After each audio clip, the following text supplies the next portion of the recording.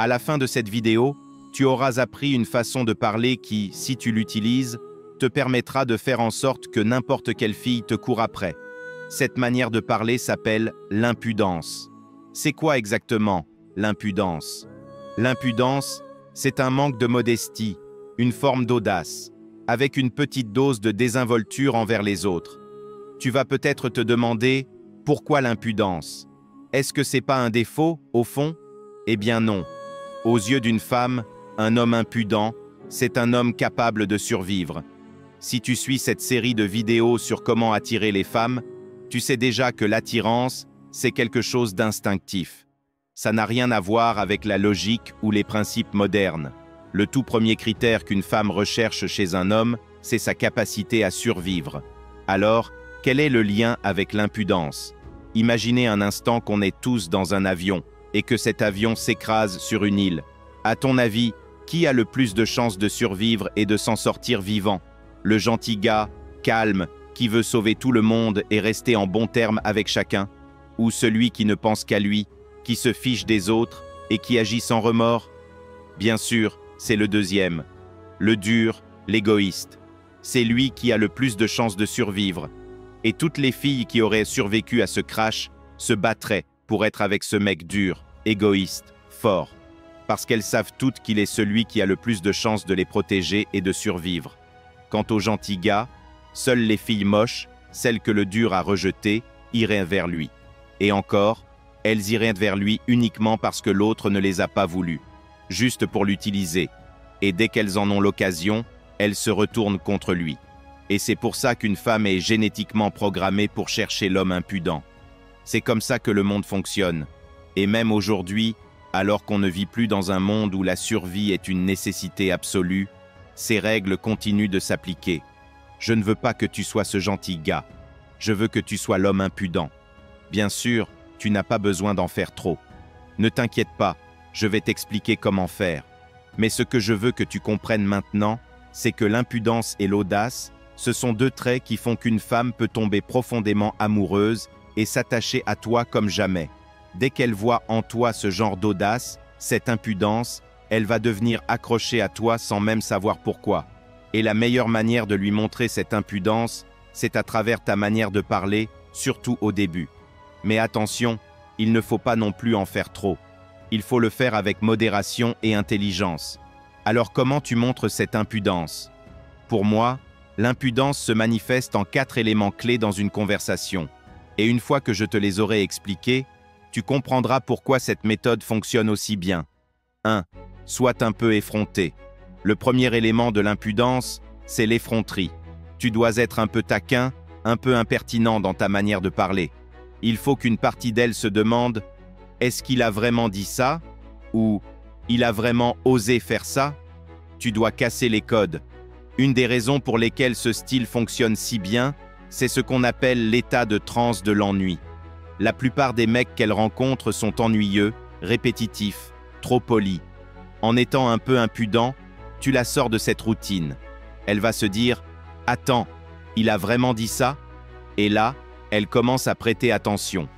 Tu viens de casser son schéma mental habituel. Tu as brisé son ennui.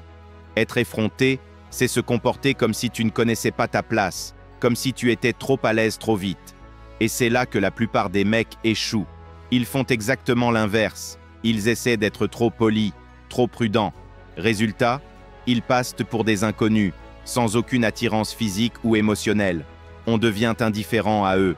Et entre nous, je ne comprends pas pourquoi je vois autant de mecs qui, dès qu'ils ne sont pas d'accord avec une fille, essaient d'être neutres, de ménager la chèvre et le chou, comme s'ils voulaient lui laisser le bénéfice du doute. Non. Si tu n'es pas d'accord avec elle, dis-le clairement. Et reste sur ta position jusqu'au bout. La neutralité, c'est de la faiblesse. Retiens bien cette phrase. Et pas seulement avec les filles, avec tout le monde. Au boulot, dans la vie, partout. Regarde les grands dirigeants du monde. La plupart des présidents élus sont ceux qui ont des opinions tranchées. Les gens les plus influents ne sont jamais neutres. Ils sont extrêmes. Être extrême, même quand tu es en désaccord, vaut mieux que de rester neutre. Même si ça semble mal vu, fais-moi confiance. La neutralité, c'est de la faiblesse. Ne cherche pas toujours à plaire à tout le monde. Bref, revenons à notre sujet. Comment tu évites la neutralité? Et comment tu deviens effronté? Il y a plusieurs façons, mais voici une des plus puissantes, que tu peux appliquer juste après cette vidéo. Et tu verras les résultats par toi-même. Donne un conseil non sollicité. Par exemple, tu parles à une fille blonde et tu lui dis « Tu serais encore plus belle avec les cheveux noirs ». Tu viens de lui donner un conseil qu'elle ne t'a jamais demandé. Ce genre de remarque montre une familiarité excessive, mais en même temps, c'est assez inattendu pour capter son attention. Elle va se dire « Quoi? Il a vraiment dit ça ?» Et là, elle commence à réfléchir. « Attends, c'est vrai? Il avait le droit de dire ça ?» Tu viens de provoquer une réaction émotionnelle chez elle, parce qu'elle est surprise. Et crois-moi, les femmes sont rarement surprises par les conversations qu'elles ont avec les mecs. En général, elles entendent toujours la même chose, encore et encore. Toi, tu proposes quelque chose de différent. Tu dis un truc comme « Tu serais canon avec les cheveux noirs ». Ce n'est pas méchant, mais c'est un peu osé. Et elle va se demander « Attends, ça veut dire que je ne suis pas canon maintenant. C'est quoi son problème à lui? Je ne lui ai rien demandé. Pourquoi il me dit ça ?» Et là, je vais faire une pause pour t'expliquer quelque chose. Je suis convaincu que 90% des gens qui regardent cette vidéo n'appliqueront rien de ce que je viens de dire. Ils vont penser que j'exagère. Et c'est pareil dans toutes les vidéos. Les gens regardent, mais n'agissent pas. Mais toi, fais-moi confiance. Jamais je ne te donnerai un conseil qui ne fonctionne pas. Qu'est-ce que j'y gagnerais à te dire des conneries? Rien. Ce qui m'intéresse, c'est que tu réussisses. Parce que si tu gagnes, je gagne aussi. Ta confiance en moi augmente. Et tu reviens voir mes autres vidéos. Tout ce que je t'explique ici, je ne l'ai pas inventé. C'est le résultat de plusieurs années d'études, de recherche et d'expériences réelles. Donc, sois malin. Quand tu lui donnes un conseil comme celui-là, tu montres à la fois ton effronterie et ton audace. Et maintenant, écoute-moi bien, parce qu'on passe à l'étape suivante. 3. Sois audacieux. L'audace ne sert pas qu'à séduire les femmes. L'audace, c'est la qualité la plus attirante chez tous les êtres humains, que ce soit sur le plan émotionnel ou non. Un geste audacieux, comme entrer dans un entretien d'embauche, enlever ta veste et t'asseoir comme si l'entreprise t'appartenait, peut impressionner les recruteurs et te faire décrocher le poste. Être audacieux, c'est prendre un risque, que ce soit un vrai risque, une gêne potentielle ou une situation inconfortable. La clé, c'est de ne pas penser à ce qui pourrait arriver.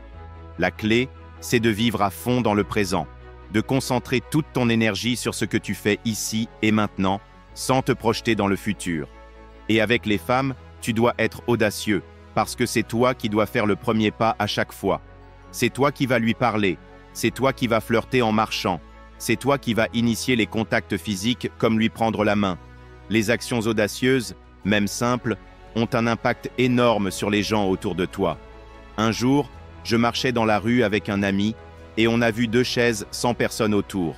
Je lui ai dit « Viens, on s'assoit ». Il a paniqué et m'a répondu « Non mec, on ne sait pas à qui sont ces chaises. Quelqu'un pourrait venir et nous crier dessus ». J'ai ignoré ce qu'il disait et je me suis assis. Quelques secondes plus tard, mon ami, influencé par mon audace, s'est assis sur l'autre chaise. Tout le monde aime traîner avec des gens audacieux parce qu'ils font toujours l'inattendu. Et les gens détestent plus que tout la répétition. Parce que la répétition, c'est ennuyeux. C'est pour ça que personne n'aime passer du temps avec des gens timides, ceux qui ont peur de tout et qui évitent le moindre risque. Mais maintenant, parlons des filles, et surtout de comment montrer de l'audace avec elles, parce que j'ai prévu de faire une vidéo complète sur ce sujet dans la série des compétences sociales. Laisse-moi te donner un exemple très simple pour illustrer comment faire preuve d'audace avec une fille. Quand une fille parle trop ou commence à élever un peu la voix pendant qu'elle te parle, tu peux la regarder dans les yeux et lui dire « Ferme-la ». C'est le genre de phrase que tu ne dirais jamais à un inconnu. Tu ne la dirais pas à ton professeur, ni à un collègue avec qui tu n'es pas à l'aise. Tu pourrais la dire à un pote ou à ta copine, mais jamais à une inconnue. Et c'est précisément pour ça que quand tu le fais, ça la choque. Je me rappelle d'une randonnée que j'ai faite il y a quelque temps. On grimpait une montagne. J'étais avec un ami, et dans notre groupe, Il y avait d'autres gars et des filles qu'on ne connaissait pas. Je parlais avec mon pote quand j'ai remarqué qu'une fille plutôt jolie me regardait. Je l'ai vue me fixer et je lui ai balancé « Je t'ai clairement grillé en train de me mater ». C'était une phrase hyper audacieuse, un peu taquine et totalement inattendue pour elle. Mais ça l'a sortie de sa réalité. Elle s'est demandé « Attends, c'est normal qu'un mec me dise ça? C'est bizarre. D'habitude, les mecs font super attention autour de moi. Et lui, il me dit ça comme si de rien n'était. Ça, c'est de l'audace. » Et à la fin de la randonnée, j'ai pris son numéro. On s'apprêtait à se revoir. Pourquoi elle m'a donné son numéro et s'est sentie attirée par moi? À cause de cette phrase. Cette phrase qui montrait de l'audace. Il faut que tu comprennes ça. Plus tu es audacieux tôt dans une conversation, plus tu peux instaurer un climat émotionnel, intense et attirant. 4. Sois sans gêne. Dans la vidéo précédente, je t'ai dit que les femmes sont attirées par les hommes sans gêne. Maintenant, il est temps de t'expliquer comment faire concrètement. Mais attention, il y a une énorme différence entre être sans gêne de manière attirante, ce qui montre que tu es fort, et être sans gêne de manière stupide, ce qui te fait passer pour un débile. Évidemment, ton but, c'est d'être le premier type, pas l'autre. Alors, c'est quoi la vraie absence de gêne attirante? C'est le courage de dire les choses telles qu'elles sont. C'est dire ce que tu penses. Quand un enfant dit tout haut ce que tout le monde pense tout bas, les parents lui disent souvent « Chut, on ne dit pas ça ici ». Parce qu'en grandissant, on nous apprend à rejeter ce genre de spontanéité, à ne pas dire ce qui est inapproprié. Mais être sans gêne, c'est juste dire ce que personne n'ose dire. C'est comme un gosse de 5 ans qui voit quelque chose et qui le dit à voix haute. Souvent, ce que tu vas dire, tout le monde y pense déjà. Tu fais juste ce que les autres n'osent pas faire. Mais attention, ne dis rien qui blesse quelqu'un. Par exemple, si une fille est grosse et pas attirante, tu ne vas pas aller la voir en rigolant et lui balancer « t'es grosse ». Ça, c'est de la stupidité. Ou si tu vois quelqu'un qui boite, tu ne dis pas « hé, le handicapé ». Là encore, c'est juste cruel. Alors, comment tu fais pour être sans gêne de façon intelligente? Voici des exemples. Peut-être qu'elle a dit quelque chose pendant la conversation, et tu reviens là-dessus pour lui dire ce que tu as vraiment ressenti. Elle a dit un truc, et tu lui réponds « Quand t'as dit ça, je me suis dit « Bordel, elle est agressive ». Et tu le dis, tu ne te retiens pas. Ou si elle te dit qu'elle sort entre filles ce soir, tu peux répondre « Donc ça veut dire que tu ne te rases pas les jambes ?» Les filles vont être là genre « Hein? Qu'est-ce que tu racontes ?» C'est une question hyper personnelle à poser à une fille que tu viens à peine de rencontrer. Mais après cette phrase, tu peux faire monter le niveau de la conversation en posant d'autres questions. Si t'es sur le point de coucher avec un mec et que t'es pas rasé, tu fais quoi? Tu le fais quand même? T'assumes d'être poilu. Et là, tu te retrouves dans une conversation sexuelle. Juste parce que tu as eu le cran de poser une question simple, est-ce que sortir entre filles, ça veut dire que tu ne te rases pas? Voilà ce que j'appelle être sans gêne. Un autre exemple. Lors de mon premier rendez-vous avec ma copine actuelle, on marchait ensemble et on parlait. À un moment, j'ai tourné la tête pour lui dire quelque chose. Il faut savoir qu'elle est petite, 1,57 m. Donc quand j'ai tourné la tête, je ne l'ai pas vue. C'est seulement en baissant les yeux que je l'ai remarqué, là en bas. J'ai éclaté de rire et je lui ai dit « Je t'ai pas vue. J'avais pas remarqué que t'étais aussi petite. » J'ai continué à rire et elle s'est mise à rire aussi. Et là, j'ai vu dans ses yeux que l'attirance avait augmenté. Pourquoi? Parce que je n'étais pas gêné. J'ai juste dit ce qui m'est passé par la tête. Ça, c'est être sans gêne. La plupart des gens ne font pas ça. Ils essaient d'ignorer ce qui est évident, comme s'ils avaient honte. Toi, mets les projecteurs dessus. Et la dernière étape, à faire avec précision, sois légèrement irrespectueux. Pour vraiment maîtriser l'impertinence, tu dois être un peu irrespectueux. Pas au point d'insulter ou de la traiter comme une moins que rien. Non. Ce que je veux dire, c'est « traite-la comme tu traiterais ton meilleur pote ». Et entre nous, on n'est pas ultra respectueux avec nos potes. Si un pote t'appelle à 6 h du matin, tu vas lui dire « T'es sérieux là? Qu'est-ce que tu fous ?» puis raccrocher. Mais si c'est un collègue que tu ne connais pas bien, tu vas être super poli. Et c'est exactement ce que font la majorité des mecs avec les filles. Ils les traitent comme si c'était leur directrice d'école primaire. Ils marchent sur des œufs. Ils sont trop gentils, trop lisses, complètement différents de leur comportement naturel. Et ça, c'est la pire erreur. Beaucoup pensent que plus ils sont respectueux, plus la fille va penser qu'ils sont des gentlemen.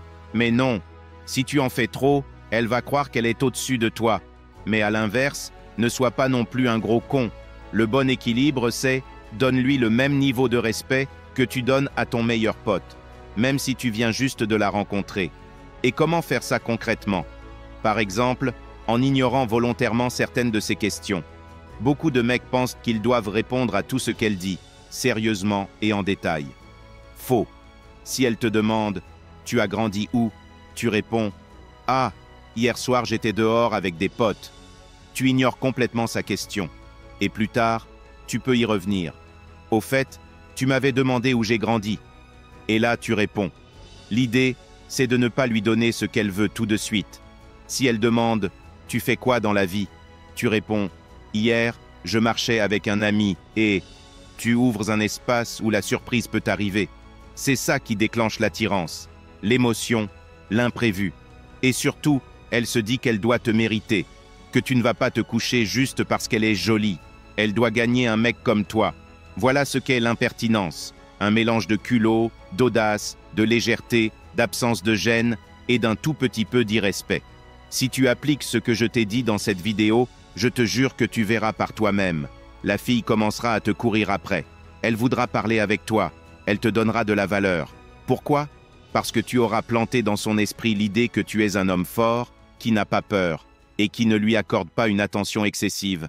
Et si t'es encore là à ce moment de la vidéo, mec, je t'aime.